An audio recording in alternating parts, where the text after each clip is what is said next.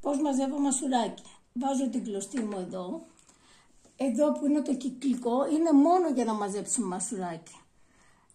Περνάω την κλωστή από μπροστά, από το κυκλικό.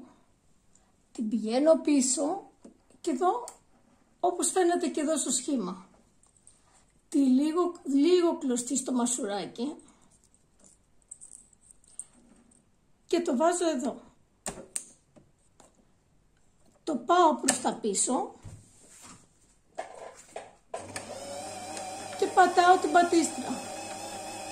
Βλέπουμε το μασουράκι μαζεύεται μόνο του εδώ.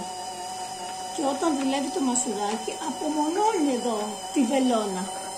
Δεν κουνιέται.